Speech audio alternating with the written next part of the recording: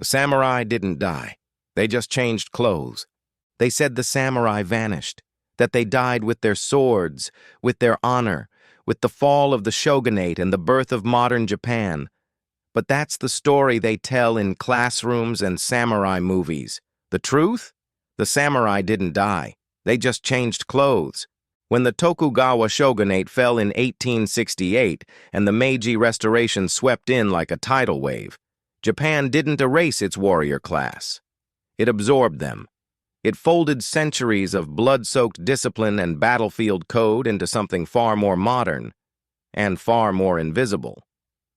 Bureaucrats, politicians, CEOs generals without swords, still moving like ghosts behind the throne. It starts with a man named Saigo Takamori. They call him the last true samurai, and in many ways he was. He walked with the weight of centuries on his shoulders, born into a time when the sword still ruled. But the world was shifting. Steam engines were arriving.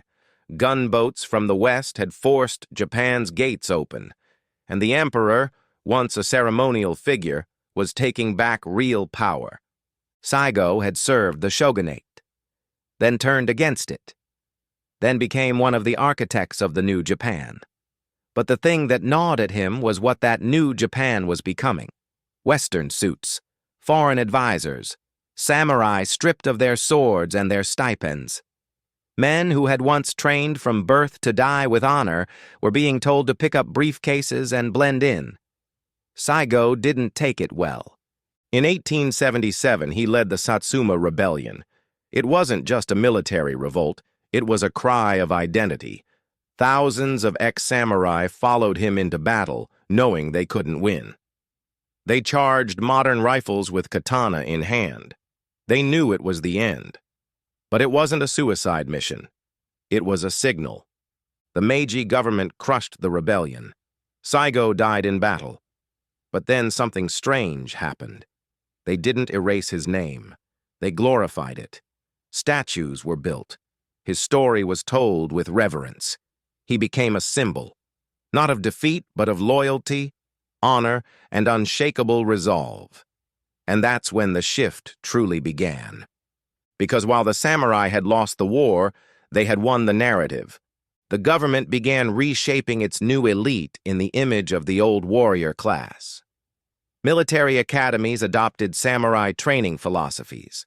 Bureaucrats were taught Bushido, not the sword part, but the code. Discipline, self-sacrifice, unwavering loyalty to the emperor. Suddenly, wearing a uniform didn't make you a soldier. It made you a modern samurai. And if you're still with me at this point, hearing about blades traded for badges and honor codes slipping into boardrooms, then you're exactly who we make these stories for. Uncle Luke don't just talk history. He uncovers the ghosts hiding in your calendar, your paycheck, your company policy. So while you're here, tap that like, drop a comment, and subscribe. Not for me, but so this story doesn't vanish like the sword that became a pin. Because this story's just getting warmed up. Now imagine this. It's the early 20th century. Japan's industrial boom is in full swing. Railroads snake across the land. Newspapers write in a voice that echoes the emperor. And the men running it all? Many of them descend from samurai bloodlines. But they don't wear top knots. They wear silk suits. They write in kanji, but they negotiate in yen. And they still follow the old codes. You see it clearest in the rise of the zaibatsu, massive family-controlled industrial conglomerates like Mitsui, Sumitomo, and Mitsubishi. They built empires, steel, shipping, mining, banking, but their inner culture? It wasn't Western. It was shogunal. Loyalty wasn't just expected, it was demanded. You didn't leave a zaibatsu like you quit a job, you left like you'd betrayed your clan. Middle managers bowed like vassals. CEOs spoke like daimyo. Discipline was brutal. Mistakes were met with shame, sometimes even with ritual suicide. One Mitsui executive in the 1920s took his own life after a financial loss, not because anyone told him to, but because he believed it was the only way to preserve his family's honor. And then came the military. Japan's rise as a global power wasn't just about battleships and fighter planes. It was about a nation learning how to make war like the old samurai did, with poetry, pride, and chilling precision. Officers were trained in modern tactics, but taught to read ancient texts. The Hagakure, a centuries-old samurai guide, was republished and handed out like a military Bible. When Japanese pilots took to the skies in World War II, many carried katana with them. Not because it was practical, but because it was symbolic. They weren't flying machines. They were riding into battle like mounted warriors. The kamikaze pilots weren't random suicides. They were the modern evolution of seppuku, the ultimate sacrifice for loyalty. But here's the twist. After Japan lost the war, after the emperor surrendered and the cities lay in ruin, the samurai didn't vanish. They adapted again. American occupation tried to dismantle the old systems. They banned the imperial cult, disbanded the military, rewrote the Constitution. But the spirit, the discipline, the loyalty, the shame culture, it didn't die. It moved. It moved into corporations. By the 1960s, Japan's economy was exploding. Companies like Sony, Toyota, and Honda weren't just global powerhouses, they were modern-day castles. Workers gave their lives to them. Loyalty wasn't optional, it was expected. You didn't work 9 to 5, you worked till the job was done. Overtime wasn't paid. It was proof of honor. And at the top of those towers, men who moved like shogun, who commanded armies not of swordsmen, but of engineers, accountants, and designers. But the structure, top-down authority, ritual respect, lifetime devotion, was pure samurai. Even today you can see it. The bowing, the language, the sense of shame when something goes wrong, the obsession with perfection, the quiet intensity, all of it, echoes. So no, the samurai didn't vanish. They just traded their blades for pens, their armor for tailored suits, their battlefields for boardrooms. They walk among us, not just in Japan, but anywhere their code has quietly spread. And if you think this story's over, it's not. Section 2? We dive into how the Yakuza preserved the other side of the samurai, the outlaw honor, the street code, the blade behind the handshake. The wolf never dies. He just hides his teeth. When Japan rebuilt itself from ashes after World War II, not all of its samurai spirit flowed neatly into boardrooms and corporate towers. Some of it took a darker road, one not paved with policies and handshakes, but with shadows, rituals, and codes too dangerous to print. You see, while one path of the samurai became the foundation of modern Japan's bureaucracy and business elite, the other hid in alleys, casinos, and behind frosted glass doors. And that path had a name, the Yakuza. Now let's be clear. The Yakuza aren't cartoon gangsters. They aren't just tattooed villains in neon-lit bars. They're older than most nations' police forces, and they didn't just survive history, they used it. They claimed samurai lineage not just in word, but in ritual, in discipline, in the way they walk, bow, speak, and even punish. Most Yakuza families trace their roots to what were called kabuki-mono, rogue samurai from the Sengoku and Edo periods. These were men who no longer served a lord but still lived by the sword. They wore flamboyant clothing, dyed their hair wild colors, and swaggered through streets with arrogance and honor twisted together. They weren't afraid of violence. They were fluent in it.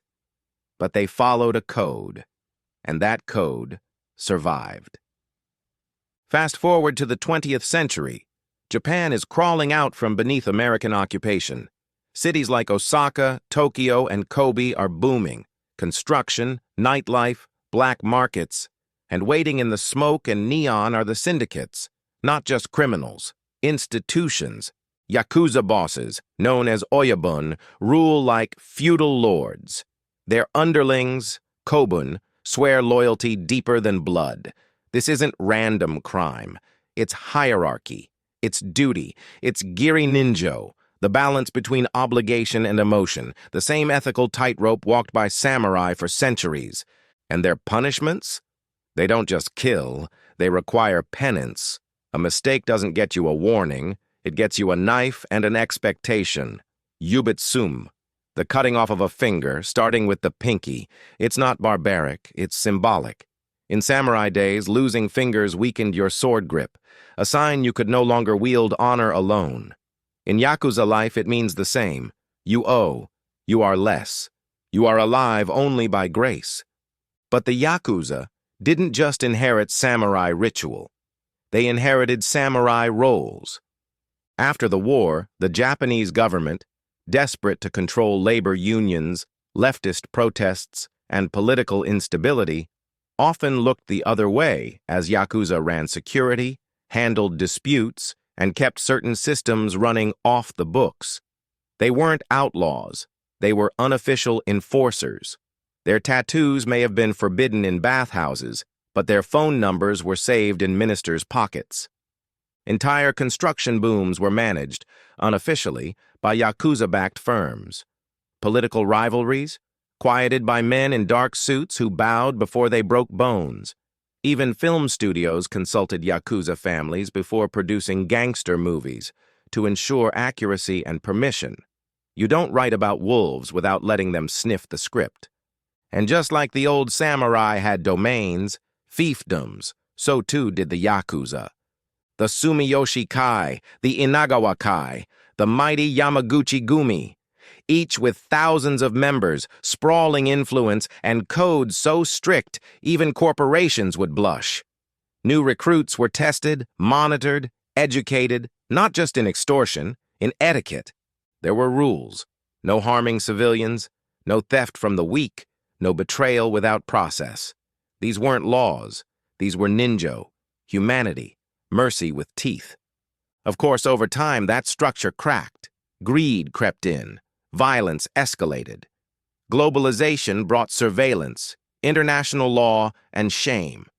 Japan, trying to present a cleaner face to the world, cracked down. But the image of the Yakuza, the suit-wearing, finger-missing, calm but deadly man, that lingered. Because he wasn't new. He was ancient. He was the Ronin reborn, a warrior with no master, just a code. Even now, in 2025, Yakuza numbers are down. Their public presence faded, but the myth, the cultural imprint, it's still in the blood. In Japanese cinema. In fashion. In the way apologies are made with deep bows and silence. In the quiet fear that power still exists where the lights don't reach. And here's the kicker. Some of the very corporations that dominate Japan today, real estate giants, entertainment empires, shipping titans, have roots tangled with Yakuza funding, favors, or protection deals. Not officially, not openly, but trace the threads long enough and you find a sword hidden in a briefcase. So when people say the samurai disappeared, tell them they only looked at the surface. Because while CEOs and politicians inherited the visible code, the Yakuza carried the blade beneath it. Two sides, same soul. In Section 3, we're going deeper, into the spiritual layer. How Zen, ritual suicide, and tea ceremonies trained warriors to see death not as an end, but a companion. Because the samurai didn't just learn to fight, they learned to die beautifully. And that might be the most terrifying power of all. Before a samurai ever drew his blade in battle, he learned how to die. Not in fear, not in panic, but with grace, with silence, and with the stillness of a falling leaf. Because for the samurai, death wasn't a failure. It was a masterpiece. This wasn't about violence. It was about control. About mastering the most uncontrollable moment of all, the end. And to do that, the samurai turned to something you'd never expect from a warrior: spirituality. Zen Buddhism didn't teach samurai how to pray. It taught them how to clear their mind, how to sit in silence until fear bled out of their veins, how to detach from outcome. Because in battle, thinking too much was death. Feeling too much was distraction. The samurai needed to walk toward 100 blades and not flinch. So they practiced zazen, silent meditation, hours on their knees, breath controlled, mind empty. Imagine a warrior sitting in the cold before sunrise, his sword beside him, not sharpening steel, but sharpening spirit. That's how they trained. That's how they became terrifying. Then there was the tea ceremony. Sounds soft, right? Gentle, delicate. But to the samurai, it was a ritual of discipline. Every movement timed, every hand gesture rehearsed. The way you poured water, held a cup, passed it to another. All spoke of who you were. Were you calm, controlled, centered? That mattered more than your strength. Because if you couldn't master a teacup, how could you master life or death? Samurai homes weren't loud. They were quiet, minimal, designed like temples. The room for a tea ceremony was often the same room they would choose for death. Tatami mats, sliding screens, a scroll with poetry on the wall, a single flower arranged by hand. That's where they wrote their final words. And when the time came, when shame was too great or loyalty demanded sacrifice, the ritual of seppuku wasn't just gore. It was art. First, they composed a death poem, 4 or 5 lines, usually about nature, about letting go. Then they dressed in white, bathed, bowed. They opened their belly with a short blade, slow and deliberate. Behind them, a trusted friend, a kaishakunin, waited with a sword to end it swiftly after the first cut. This wasn't just suicide. It was performance. It was declaration. And for the samurai, it wasn't terrifying. It was beautiful, controlled, respected. This mindset, this complete comfort with death, made them lethal, because they had nothing to lose. They didn't fight to survive. They fought to serve. And if that meant dying, so be it. There was no begging, no pleading, only breath, posture, steel. And here's where it gets deep. That same mindset seeped into Japan's military, into its corporations, into its social fabric. In World War II, the kamikaze pilots wrote their own death poems. Some had tea ceremonies with their units before taking off. They weren't drunk. They weren't brainwashed. They were echoing centuries of belief that death, done right, was as honorable as victory. Even in modern Japan, when CEOs resign over scandal, it's not with a press release. It's with bowed heads, apologies that sound like funerals. Some take their own lives, not out of despair, but because honor still has a price. The pressure in Japanese schools, the perfectionism in the workplace, the silent rituals around grief and failure, they all trace back to that code, that unshakable commitment to do things right, even if it kills you. But let's not get lost in darkness, because there's something stunning here too. The samurai understood something most people today forget, that life is fragile, that every action should be intentional, that honor isn't just a word, it's a shape, a form, a ritual you live in. They didn't waste time, they didn't multitask, they didn't scroll, they sat, they drank tea, they faced death. And because of that, when they lived hard, fiercely, fully. Their art wasn't just swordplay. It was flower arranging, calligraphy, poetry, gardening. They painted, they wrote haiku. They practiced archery not to win, but to perfect the breath between silence and release. They were warriors who could kill in a blink and cry over a cherry blossom falling. And that contradiction? That's what made them legendary. In Section 4, we go deeper into what happened after the samurai became ghosts, how Hollywood twisted them, how Japan packaged their image, and how the West and the world bought the mask but missed the soul. Because today, the samurai are everywhere. On shirts, in anime, in movies. But the question is, do we even know who they really were? By the time the 20th century started spinning into overdrive, the samurai had already become ghosts, but not quiet ones. Their image, the armor, the katana, the stoic gaze, it didn't fade.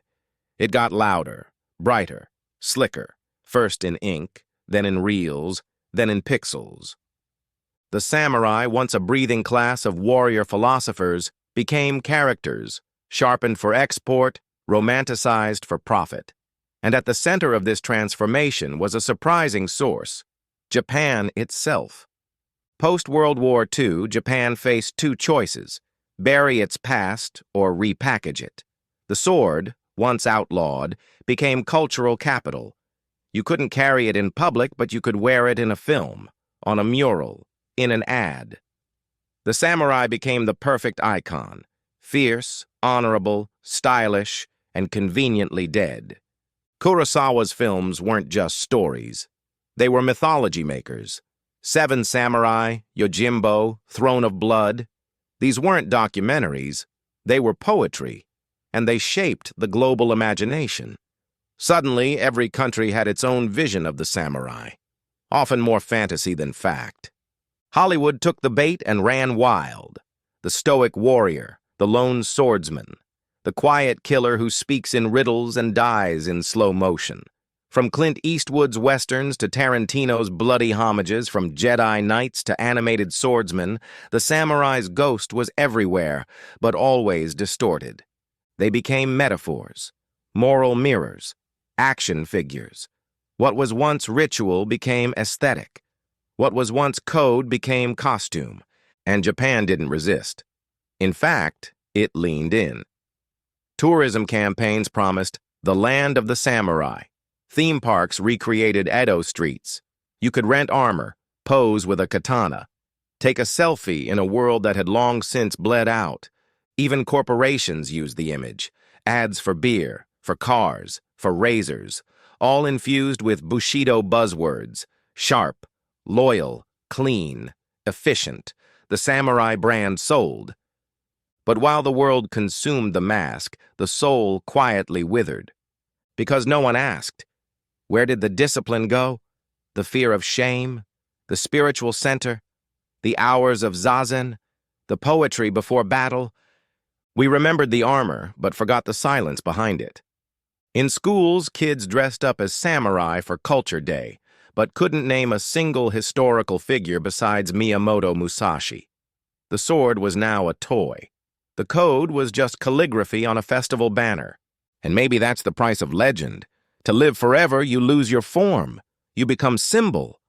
But here's where it gets wild. While the West and pop culture twisted the samurai into a cinematic product, something unexpected happened. The echo of their spirit migrated into startups, into martial arts, into elite military units around the world. The U.S. Navy SEALs studied Musashi's Book of Five Rings. Silicon Valley leaders quoted Bushido in their keynote speeches. Martial artists across continents bowed before training the way samurai once bowed before drawing a blade. The code scattered, like ash on wind, landing far beyond the shores of Japan. Pieces of the samurai spirit lived on in men and women who had never set foot in Kyoto. But was it the same? Not really. Because what they absorbed was the shell, the toughness, the strategy, the glory of self-sacrifice. But not always the cost, not the humility, not the spiritual pain of getting it wrong, not the weight of shame that kept a warrior's blade sheathed until absolutely necessary. The global version of the samurai became louder, flashier, more aggressive, less quiet mastery, more cinematic violence, the mask of Musashi without the meditations. And yet, despite all that, the image refused to die. There's something about the samurai that haunts us. Something more than swords. Something we lost in the noise of modern life. Maybe it's the discipline. Maybe it's the clarity of purpose. Maybe it's the way they didn't chase likes or followers or fame. Just excellence. Maybe deep down we don't wear samurai shirts because they look cool. Maybe we wear them because we miss what they stood for. In Section 5, we're wrapping everything: the old world, the modern echo, the spiritual weight, the business code, into one final truth. Because the samurai didn't die. They adapted, mutated, scattered, and reshaped the world. And if you know where to look, they're still here. In a bow, in a blade, in a breath held before battle. They said the samurai vanished. But now, you know better. They didn't vanish. They slipped into new roles, new uniforms, new rituals. They left behind the battlefield, not because they were defeated, but because the war changed shape. Swords became signatures. Honor became contracts. Discipline became daily routine. Look at modern Japan. The bowing, the silence, the obsession with precision. From the train conductor to the CEO, from the martial artist in the dojo to the quiet father practicing calligraphy at midnight. That's not modern politeness. That's the echo of Bushido. But it doesn't stop there. Look at Silicon Valley founders who wake at 4 a.m. to meditate and train. Look at elite military units reading Musashi and designing operations around fluid strategy. Look at athletes, artists, thinkers, all quoting the Book of Five Rings like gospel. They're not cosplaying. They're channeling something old, something sharp, something sacred. Because in a world that moves too fast, where attention is currency and shame is rare, the samurai still offer something no algorithm can teach: clarity, purpose, depth. They didn't just fight wars. They lived rituals. They carved intention into everything. Into the way they dressed, the way they died, the way they loved. And even now, the world quietly craves that again. We crave a code that doesn't flicker with trends, a path that demands mastery, an identity that isn't for sale. And maybe, just maybe, we're starting to return to it. The corporate samurai still exists, the ones who treat their careers like duels, who sharpen their minds like blades, who never stop bowing even when no one's watching. The street samurai still exists, in neighborhoods where pride still means protection, in men and women who live by honor even when the law forgets them. The spiritual samurai still exists, the ones who sit in silence, who master their breath, who carry unseen swords made of presence and patience. You may never see them, but they're here, in you, in me, in anyone who chooses code over chaos, stillness over noise, legacy over vanity. So if you're watching this, if you've made it this far, you're not just a viewer, you're a seeker. And Uncle Luke, he sees you. Because this world needs more than just speed. It needs balance. It needs roots. It needs men and women who understand that power without purpose is just noise. The samurai didn't die. They just stopped introducing themselves. But if you listen close, in a quiet room, under the hum of fluorescent lights or city sounds, you can still hear them. In the pause before a decision, in the weight of a bowed head, in the breath between thought and action. So walk with your back straight. Speak with weight. Move like you mean it. Because you don't need a sword to be a samurai, you just need a reason. Uncle Luke's signing off. If this story moved you, hit that like, drop a comment, and pass it on to someone else who walks the quiet path. Not at the end, right now. Because legends don't live forever on their own. They live when we carry them. And you're carrying it now.